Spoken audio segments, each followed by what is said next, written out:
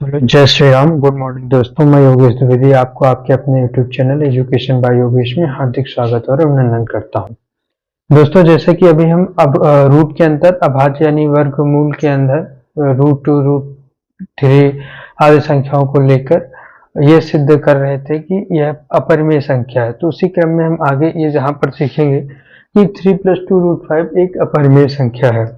सबसे पहले हम क्या लिखेंगे कि माना 3+2√5 एक परिमेय संख्या है। चूंकि हम इसे विरोधाभास विधि से सीखेंगे तो माना एक परिमेय संख्या है। जब इसको हमने परिमेय संख्या माना है तो मतलब हम इसे p अपान क्यू के रूप में रख सकते हैं। जैसे हम यहाँ पर लिखेंगे 3+2√5 is equal to p upon q, और यहाँ पर p और q ये किस फैमिली का होगा, पूर्णांक होगा कोई ना कोई, और यहाँ पर q शून्य के बराबर नहीं होगा। मतलब यहाँ पर लिख सकते हैं। और जब इसको हम सरलतम रूप में लिखेंगे pq को सरलतम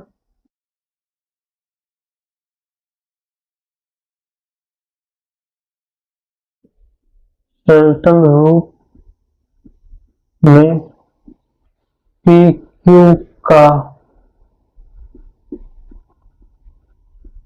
उभयनिष्ठ गुणनखंड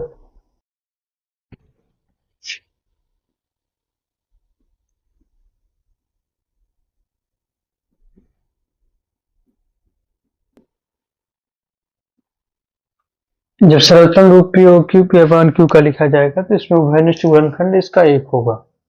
तो यहाँ पर हम इसको लिख सकते हैं 3+2√5 is equal to p upon q, यानी हम इसे लिख सकते हैं 2√5 is equal to p q इधर है तो p अपान क्यू, और यहाँ पर हम इसको इस तरह से लिख देते ताकि मिक्स ना हो। यहाँ पर ये p अपान क्यू था और ये p अपान क्यू, और इधर 3 आएगा तो माइनस का 3 हो जाएगा, यानी मैं यहाँ पर लिख सकता हूँ 2√5 is equal to p upon q. यहाँ पर p अपान क्यू नहीं, यहाँ पर अपान 1 करके यहाँ पर नीचे q आ जाएगा, और इधर p इधर -3q। और आगे इसी क्रम में हम लिख सकते हैं √5 is equal to p minus 3q upon 2, इधर आएगा तो हो जाएगा हमारा 2q। मतलब हम इसको समीकरण 1 मान लेंगे, और यहाँ पर हम समीकरण 1 मान लेंगे तो यहाँ पर एक देखने वाली बात है, चूंकि p और q दोनों पूर्णांक है, तो इस हिसाब से p माइनस 3q भी एक पूर्णांक ही होगा और 2q भी एक पूर्णांक ही होगा, और 2q शून्य के बराबर नहीं होगा। तो यहाँ पर ये इस हिसाब से देखा जाए तो परिमेय संख्या बटे पूर्णांक, और यहाँ पर ये शून्य भी नहीं है, तो इसको हम क्या कह सकते हैं, यह एक परिमेय संख्या है। यानी हम यहाँ पर लिख सकते हैं RHS, चूंकि यहाँ पर LHS बराबर RHS है, यानी हम लिख सकते हैं RHS एक परिमेय संख्या है। समीकरण 1 के हिसाब से देखा जाए तो P और Q दोनों पूर्णांक हैं, तो इस हिसाब से लिख सकते हैं कि समीकरण की RHS परिमेय संख्या है। यहाँ पर जो समीकरण 1 है यहाँ पर लिख देते हैं समीकरण 1 की RHS परिमेय संख्या है। समीकरण 1 की RHS परिमेय संख्या है, और इसको हम समीकरण 2 मान लेते हैं। यानी अगर RHS परिमेय संख्या है तो मतलब कि LHS भी परिमेय संख्या होगी। यहाँ पर 2 समीकरण हमारे कंप्लीट हो गए हैं। अब हम आगे तीसरे समीकरण की ओर आगे बढ़ेंगे। इसको मिटा देते हैं। समीकरण 1 की RHS परिमेय संख्या, ये हमें समीकरण 2 है ये, तो हमें समीकरणों को याद रखना होगा।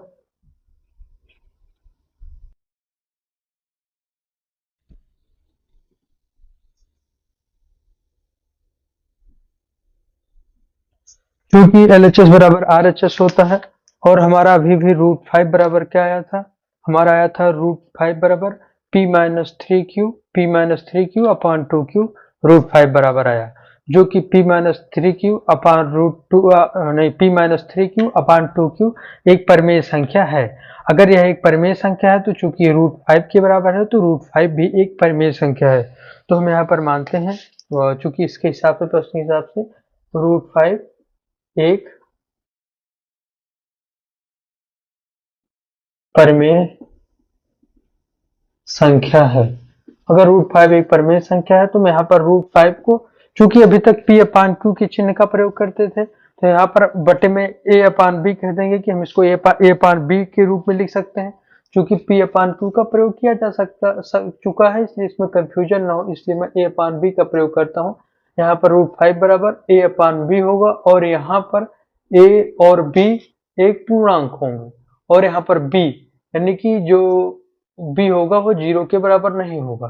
यहाँ पर हम अभी तक p अपान क्यू को सिर्फ समझने के लिए प्रयोग करते थे, उसी तरह यहाँ पर a और b को समझने के लिए प्रयोग में ले रहे हैं। जैसे कि कहने का मतलब इसका वही है कि रूट 5 होगा तो उसको a अपान b के रूप में हम प्रदर्शित कर सकेंगे और यहाँ पर a b पूर्णांक होगा और b शून्य के बराबर नहीं होगा, बस यही इसमें बात होगी। और जब हम a b को सरलतम रूप में लिखेंगे, जब मैं यहाँ पर इसी क्रम में हम आगे बढ़ते हुए हमें लिखेंगे कि जैसे रूट 5 बराबर a अपान बी है तो a अपान बी सरलतम रूप में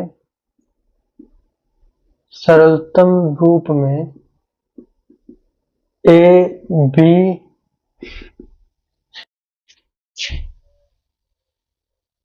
में उभयनिष्ठ गुणनखंड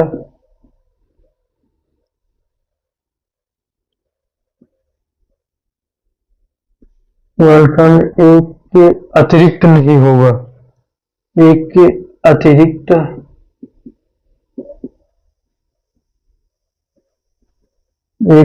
अतिरिक्त नहीं होगा, उभयनिष्ठ गुणनखंड एक के अतिरिक्त नहीं होगा। तो यहाँ पर एक बात ध्यान देने वाली है, यहाँ पर हम लिख सकते हैं रूट 5 बराबर a अपान बी। अब दोनों पक्षों का हम वर्ग करेंगे तो हम यहाँ पर लिख देंगे इसको 5 बराबर a square upon b square. तो जैसे कि दोस्तों इसमें हम समीकरण बार बार लिखते हैं 1 2 3 4 5 6 7, तो आप इसको जब अच्छे से समझिएगा तो क्रम से लिखिएगा, क्योंकि हम इसमें आगे बढ़ जाते हैं तो सारे समीकरण एक साथ नहीं दिख सकते हैं। तो आप लोग जैसे मैं किसी समीकरण को बताऊंगा कि इस समीकरण के हिसाब से या इस नंबर का समीकरण, तो उसको आप देख लीजिएगा जिससे आपको अच्छे से समझ में आएगा। जैसे हम यहाँ पर ये लिख सकते हैं दोनों पक्षों का वर्ग किया तो यहाँ पर 5 बराबर a स्क्वायर बटे बी स्क्वायर, इसको बटे 1 लिख सकते हैं तो इसका क्रॉस मल्टीप्लिकेशन कर देंगे यानी a स्क्वायर बराबर 5b स्क्वायर। ये हमारा क्या हो जाएगा, हम दो समीकरण मान चुके हैं, अब हमारा समीकरण तीसरा होगा यानी यहाँ पर इसको लिख सकते हैं यह समीकरण 3 हो जाएगा। अब यहाँ पर हम लिख सकते हैं 5b स्क्वायर को विभाजित करता है, 5b स्क्वायर को विभाजित करता है। कैसे करता है, हम यहाँ पर 5b स्क्वायर है, 5b स्क्वायर बटे 5 करूंगा तो 5 से 5 डायरेक्ट कट जाएगा, केवल b स्क्वायर बचेगा। तो इस हिसाब से हम कह ही सकते हैं 5b स्क्वायर को विभाजित करेगा। चूंकि 5b स्क्वायर a स्क्वायर के बराबर ही है, यानी चाहे मैं 5b स्क्वायर बोलूं या a स्क्वायर बोलूं, यानी कि जब 5b स्क्वायर को विभाजित कर रहा है तो उसी के बराबर की चीज a स्क्वायर है। मतलब मैं लिख सकता हूँ 5a स्क्वायर को विभाजित करता है, 5a स्क्वायर को विभाजित करता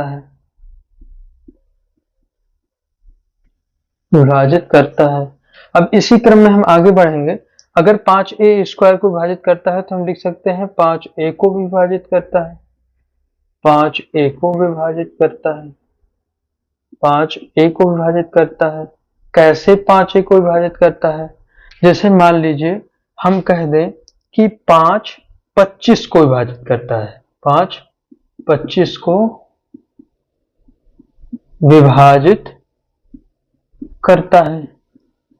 5 अगर 25 को विभाजित करता है, जैसे मैं कह दूं कि 5a स्क्वायर को विभाजित करता है तो a स्क्वायर का वर्गमूल यानी एक स्क्वायर को मैं a गुणे a कर सकता हूं, अगर वर्गमूल करूंगा इसका a स्क्वायर का जो कि a गुणे है तो बराबर a आ जाएगा। उसी तरह 5 25 को विभाजित करता है तो 25 का वर्गमूल करूंगा तो 5 आ जाएगा, यानी कि 5 5 को विभाजित भी करेगा।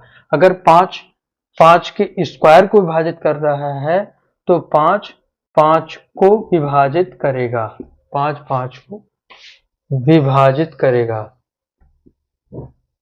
विभाजित करेगा। अब इसी क्रम में आगे अगर 5 25 को विभाजित, उसी तरह 5 अगर 100, यानी 100 क्या है, 10 का स्क्वायर है, यानी 5 अगर 100 को विभाजित करता है, 500 को विभाजित करता है तो 5 10 को विभाजित करेगा, 10 को विभाजित करेगा। क्योंकि यहाँ पर नियम तो है ही कि यहाँ पर ये भी पूर्णांक ही है। अगर 5 25 को उसी तरह से हम कह सकते हैं, अगर 5 a के स्क्वायर को विभाजित कर रहा है तो 5 a को विभाजित करेगा।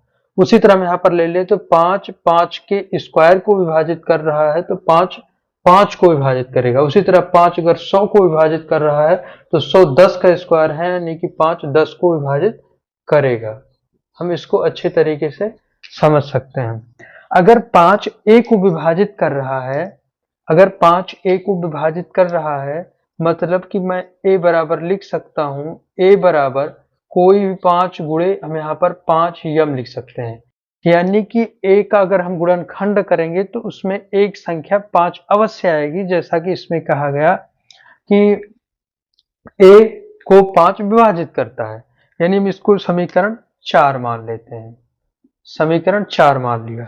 अब हम दोनों पक्षों का वर्ग करेंगे, दोनों पक्षों का वर्ग करेंगे तो यानी ए स्क्वायर बराबर क्या आ जाएगा, ए स्क्वायर बराबर 5 का स्क्वायर यानी 25 और m का स्क्वायर 25 m का स्क्वायर, यानी a का स्क्वायर करूंगा तो गुणे 5 m का स्क्वायर यानी 5 m गुणे 5 m, 5 5 50 25 हो जाएगा और m का स्क्वायर डायरेक्ट लिख दूंगा ऐसे। ये हमारा समीकरण 4। तो यहाँ पर a स्क्वायर की जगह पर समीकरण 3 से मैं चाहूँ तो यहाँ पर लिख भी दूं, लेकिन आप लोग समझ लेंगे। a स्क्वायर बराबर 5b स्क्वायर है, तो यानी कि मैं a स्क्वायर की जगह मैं क्या कर देता हूँ 5b स्क्वायर। समीकरण 4 हमारा क्या हो गया, समीकरण 4, यानी यहाँ पर हम क्या लिख देते, a बराबर 25 यम स्क्वायर हमने कर दिया। तो यहाँ पर आगे लिखते हैं कि 25 एम स्क्वायर, अब 5 से 25 कटेगा तो 25 हो जाएगा, यानी मैं यहाँ पर लिख सकता हूँ बी स्क्वायर 5 एम का स्क्वायर। तो इसी क्रम में हम आगे बढ़ते हुए b बराबर 5 एम स्क्वायर, तो b बराबर 5 एम स्क्वायर को हम समीकरण यहाँ पर 5 मान लेते हैं, b बराबर 5 एम स्क्वायर हमारा समीकरण 5 हो गया। तो इसी क्रम में इसको हम पहले मिटा देते हैं, b बराबर 5 एम स्क्वायर समीकरण 5।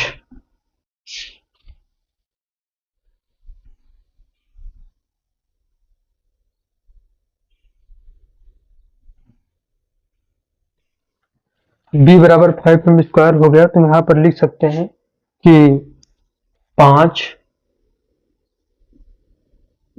एम स्क्वायर को विभाजित करता है। अगर 5 एम स्क्वायर को विभाजित करता है तो निश्चित रूप से 5 बी स्क्वायर को विभाजित करेगा, 5 बी स्क्वायर को विभाजित करता है, 5 बी स्क्वायर को विभाजित करता है। अगर 5 बी स्क्वायर को विभाजित कर रहा है तो मतलब 5 बी को विभाजित करता है, 5 बी को विभाजित करता है, 5 बी को विभाजित करता है। तो यहाँ पर अगर 5 बी को विभाजित करता है तो हम एक बात कह सकते हैं कि b बराबर कोई भी ऐसी संख्या होगी जिसमें कि एक गुणा के रूप में 5 अवश्य आएगा। मान लेते हैं कि वो संख्या हम लिख देते हैं 5 n के रूप में, हमने उस संख्या को क्या लिख दिया 5 n के रूप में, और यहाँ पर हम n बिलोंग्स टू z लिख देंगे। जैसे कि हमने a बराबर अभी कुछ देर पहले जो 5 m लिखा था, वहां पर m भी एक पूर्णांक होगा, वहां पर हमने प्रदर्शित नहीं किया शायद, तो यहाँ पर हम इसी क्रम में आगे बढ़ते हुए ये हमारा समीकरण कौन सा हो जाएगा? अभी तक कितने समीकरण हम लिख चुके हैं? ये हम 5 समीकरण लिख चुके हैं, तो ये हमारा समीकरण 6 हो जाएगा, समीकरण 6 हो जाएगा। और जैसा कि हमने समीकरण 4 और समीकरण 5 इन दोनों में समीकरण 4 और 6 में, मेरे कहने का मतलब समीकरण 4 और 6 के अकॉर्डिंग हम आगे बढ़ेंगे। जैसे कि ये समीकरण 6 हो गया और समीकरण 4 हमारा क्या आया हुआ था? समीकरण ये 6 है और b बराबर 5n आया है और समीकरण 4 हमारा क्या था? a बराबर हमारा था a बराबर 5m, ये हमारा था समीकरण 4। और यहाँ पर जैसे कि a बराबर 5m था, तो यहाँ पर m बिलोंग्स टू z, यानी कोई ना कोई पूर्णांक होगा, हमारा समीकरण 4 है। चूंकि जैसे ये बताया गया था कि हमने इसे सरलतम रूप में लिखा है, तो a और b जो होगा वो a b के रूप में जब a अपान b हम लिखेंगे, तो यहाँ पर एक के अतिरिक्त तो कोई भी उभयनिष्ठ गुणनखंड नहीं होना चाहिए। लेकिन यहाँ पर हम लिख सकते हैं a बराबर 5m और b बराबर 5n। तो यहाँ पर तो एक तो ऐसे ही एक गुणे एक के रूप में लगा सकते हैं, कोई दिक्कत की बात नहीं, यानी एक तो उभयनिष्ठ गुणनखंड है ही, लेकिन इसके साथ साथ एक उभयनिष्ठ गुणनखंड 5 भी है। मतलब समीकरण 4 और 6, मतलब ये कह सकते हैं कि समीकरण 4 और 6 के अनुसार, या समीकरण 4 और 6 के अनुसार यह निश्चित हो जा रहा है कि जो हमने a अपान b लिखा है और उसमें एक के अतिरिक्त तो कोई उभयनिष्ठ गुणनखंड नहीं होना चाहिए था, है, मतलब a अपान b में एक के अतिरिक्त तो कोई उभयनिष्ठ गुणनखंड नहीं होना चाहिए था। अगर गुणनखंड कोई नहीं होता तो वो परिमेय संख्या मान ली जाती, लेकिन इसमें मुझे एक के अतिरिक्त उभयनिष्ठ गुणनखंड 5 मिल गया, तो मतलब एक के अतिरिक्त उभयनिष्ठ गुणनखंड हो गया, मतलब यह परिमेय संख्या है, इसके नियम का पालन नहीं कर पा रहा है। तो अतः इस हिसाब से हम कह देंगे कि यह एक अपरिमेय संख्या है। तो हम यहाँ पर लिख देंगे समीकरण 4 और 6 से समीकरण 4 और समीकरण 6 से समीकरण 4 और समीकरण 6 से 5 ए और बी दोनों को विभाजित करता है, ए और बी दोनों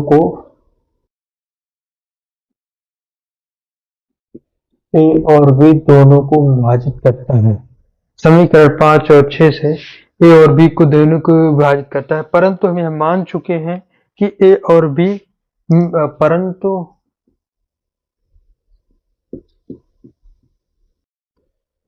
हम मान चुके हैं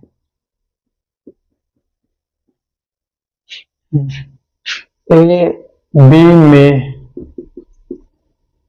एक के अतिरिक्त उभयनिष्ठ गुणनखंड नहीं है, उभयनिष्ठ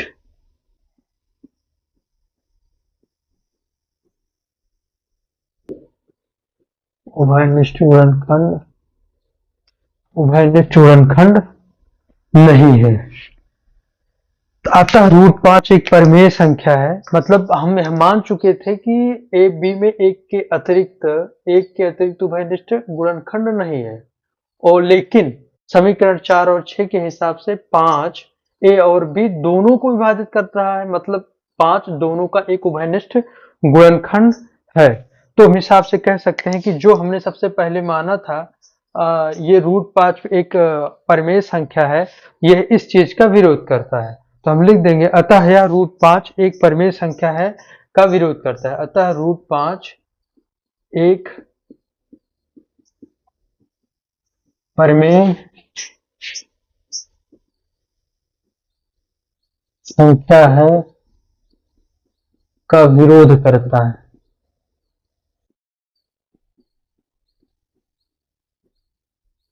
√5 एक परिमेय संख्या है का विरोध करता है, तो हम लिख देंगे कि अतः √5 एक परिमेय संख्या है, यानी अतः √5 एक परिमेय संख्या है। अतः √5 एक परिमेय संख्या है। तो यहाँ पर समीकरण 1 के हिसाब से समीकरण 1 की LHS अपरिमेय है, यानी जैसे कि समीकरण 1 में हमने LHS और RHS माने थे, तो समीकरण में LHS यानी √5 बराबर करके हमने कुछ माना था, तो जो √5 के बराबर में यानी RHS था वो एक परिमेय संख्या थी। लेकिन यहाँ पर जो LHS है, LHS को जब हम सिद्ध कर रहे हैं तो यहाँ पर एक √5 यहाँ आ लिखना चाहिए था मुझे, अपरिमेय। अतः √5 एक परिमेय संख्या है का विरोध करता है, अतः √5 एक अपरिमेय संख्या। जब √5 का विरोध हो गया कि √5 एक परिमेय संख्या हमने माना था, लेकिन जो तय हुआ उस हिसाब से इसका विरोध हो रहा है, जिस हिसाब से इसका विवरण है, तो मतलब यह एक परिमेय संख्या ना हो कि एक अपरिमेय संख्या होगी। अगर यह एक अपरिमेय संख्या है तो समीकरण 1 में जो हमने माना था RHS हमारा परिमेय है, उसी में का जो हमारा LHS ही मिल रहा है, यह LHS एक अपरिमेय संख्या है। तो हम यहाँ पर लिख देंगे समीकरण 1 की LHS अपरिमेय है। समीकरण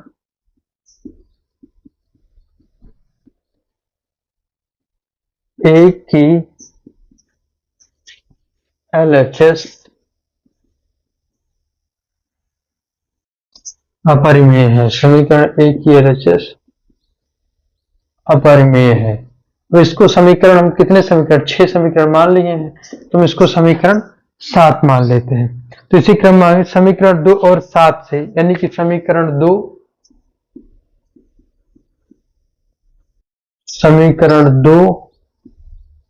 और समीकरण 7 से, मतलब समीकरण 2 और समीकरण 7 से, और समीकरण 7 से। तो यहाँ पर जैसे कि माना गया है समीकरण 1 की LHS अपरिमेय है और समीकरण 2 यहाँ पर समीकरण की 1 की LHS अपरिमेय है। तो यहाँ पर हम एक चीज और मान ले रहे हैं कि जैसे माना था हमने समीकरण 2 और उस समीकरण 2 में हमने लिखा था समीकरण 2 में RHS परिमेय है। हमने क्या माना था? RHS परिमेय है। और यहाँ पर समीकरण 7 से ऐसे हुआ कि हमारी LHS अपरिमेय है, यानी कि RHS परिमेय और LHS अपरिमेय। तो यहाँ पर हम कह देंगे कि अतः 3 धन √5 एक अपरिमेय संख्या है, यानी कि 3 धन, यह गलत है, यानी कि 3 धन 2√5 जो हमने माना था, अब यह नियम का पालन नहीं हो रहा है। अतः 3 धन √5 एक परिमेय संख्या है, एक परिमेय संख्या है, गलत है। एक परिमेय संख्या है, गलत है। जब 3 धन √5 एक परिमेय संख्या है, यह गलत है, तो हम यह निश्चित रूप से कह सकते हैं कि 3 धन 2√5 एक परिमेय संख्या है। यानी मैं कह सकता हूं कि 3 धन 2√5 एक परिमेय संख्या है।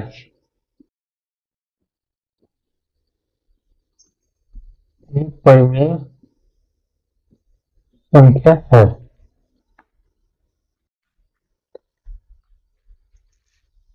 एक परिमेय संख्या है। तो दोस्तों हम इसी क्रम में आगे बढ़ते हैं। जैसे कि हम कुछ प्रमेयों के बारे में थोड़ी बहुत चीजें बता देते हैं, जिससे कि आपको एक जनरल आइडिया रहेगा। तो यहाँ पर सबसे पहले उनके बताने के हमें यह समझना होगा कि हमने परिमेय और अपरिमेय संख्याओं के बारे में बताया था। पहले तो हमें परिमेय संख्या और अपरिमेय संख्या के बारे में पता होना चाहिए अच्छे से कि परिमेय संख्या और अपरिमेय संख्या है क्या। परिमेय संख्याएं वे सभी संख्याएं होती हैं जिन्हें हम भिन्नात्मक रूप में लिख सकते हैं, जैसा कि P/Q के रूप में, और वहां पर Q बराबर 0 ना हो और P और Q दोनों पूर्णांक हो, वे सभी परिमेय संख्याएं कहलाती हैं। परिमेय संख्याओं में वे भी संख्याएं आती हैं जिन्हें कि हम शांत दशमलव के रूप में लिख सकते हैं, और वे भी संख्याएं होती हैं जो कि शांत दशमलव के रूप में हों चाहे अशांत दशमलव के रूप में हो लेकिन वो आवर्त दशमलव के रूप में हो। जैसे कि मान लीजिए कोई दशमलव की संख्या को बार बार दशमलव के बाद की संख्या अशांत हो लेकिन उनकी एक निश्चित संख्याओं के बाद पुनरावृत्ति होती रहे, तो ऐसी संख्याओं को भी हम परिमेय संख्याएं कहेंगे। लेकिन वे संख्याएं जो कि दशमलव के बाद अशांत हो और उनमें पुनरावृत्त भी यानी आवर्त दशमलव के रूप में भी ना हो, ऐसी संख्याओं को हम अपरिमेय संख्या कहेंगे। तो इसी क्रम में हम आगे बढ़ते हैं। तो यहाँ पर जो हमारी प्रमेय 1 होगी, इसमें बताया गया है कि जो अपरिमेय संख्या होती है, कोई भी हम अपरिमेय संख्या लेंगे, अगर उस अपरिमेय संख्या को हम ऋणात्मक रूप में कर देंगे तो वह संख्या अपरिमेय ही संख्या रहेगी। तो इसी क्रम में हम आगे बढ़ते हुए जो प्रमेय 2 है, उस प्रमेय 2 में है कि अगर हम कोई अपरिमेय संख्या लेते हैं और उस अपरिमेय संख्या का किसी अन्य अपरिमेय संख्या से योग कर दें, परिमेय या अपरिमेय से किसी परिमेय संख्या और एक अपरिमेय संख्या का योग एक अपरिमेय संख्या ही होगी।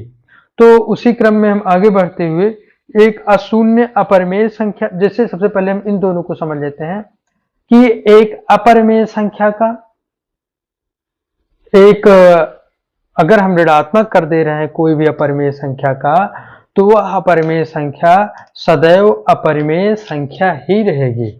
और जो हमारी प्रमेय 2 है उसके हिसाब से एक परिमेय संख्या और एक अपरिमेय संख्या का योग सदैव अपरिमेय संख्या होगी। मतलब एक परिमेय संख्या ले लेंगे और एक अपरिमेय संख्या ले लेंगे और उन दोनों का योग करेंगे तो सदैव हमें एक अपरिमेय संख्या ही मिलेगी। तो उसी क्रम में हम फिर आगे बढ़ते हुए जो प्रमेय 3 है हमारी, उस प्रमेय 3 के हिसाब से हम कह सकते हैं, क्या सकते हैं, ऐसा ही प्रमेय 3 ही है कि एक अशून्य परिमेय संख्या, एक अशून्य परिमेय संख्या का जब हम एक परिमेय संख्या से गुणा करते हैं तो वह सदैव एक अपरिमेय संख्या ही होती है।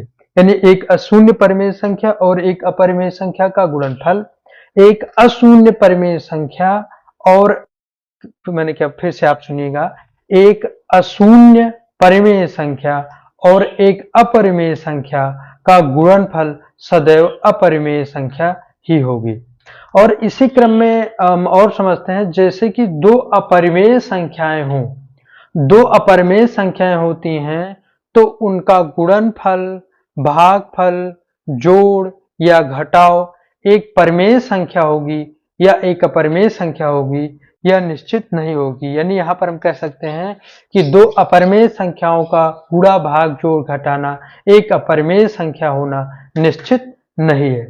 तो सबसे पहले आप इसको एक बार ध्यान से समझिएगा जो हम इन प्रमेयों को बताए हैं। तो इसी क्रम में हम आगे बढ़ते हैं।